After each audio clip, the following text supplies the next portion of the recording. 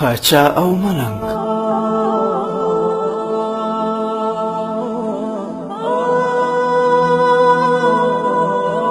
یوه ورځ پاچا د ښار په یو طرف کې یو ملنګ ولیده چې لګیا دی او د خپل رب سره راز او نیاز کوي. پوښتنه یې ځینې وکړه: ملنګ بابا څه کوې؟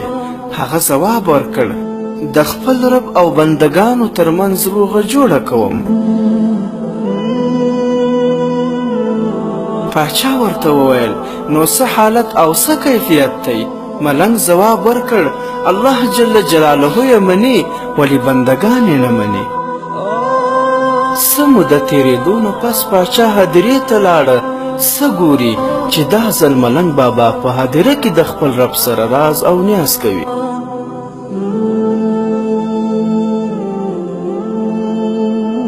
پوښتنه یې ځینې وکړه: ملنګ بابا دلته څه کوې؟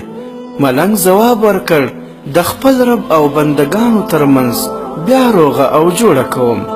پاچا ورته وویل: نو څه حالت او کیفیت دی؟ ملنګ ځواب ورکړ: دلته یې بندګان مني ولې الله جل جلاله یې نه مني.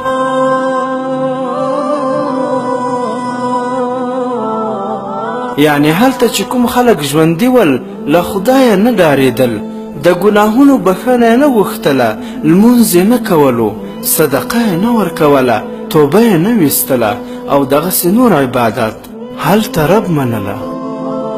اوس دلته دوی ډېرې چیغې وهي چې ربه موږ بیرته دنیا ته ولېږه، موږ صدقه ورکوو او نیک عملونه کوو، لمونځ کوو، توبې به وباسو او دغسې نور عبادات، خو اوس یې ورسره رب العالمین نه مني.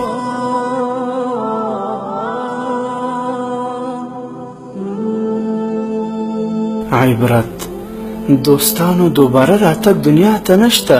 راځئ چې له دې طلایي موقع نه ښه استفاده وکړو او د خپل رب سره په ژوندانه کې روغه وکړو او هغه راضي کړو. یا رب ته مو آخري خاتمه په ایمان کړي. آمین یا رب العالمین.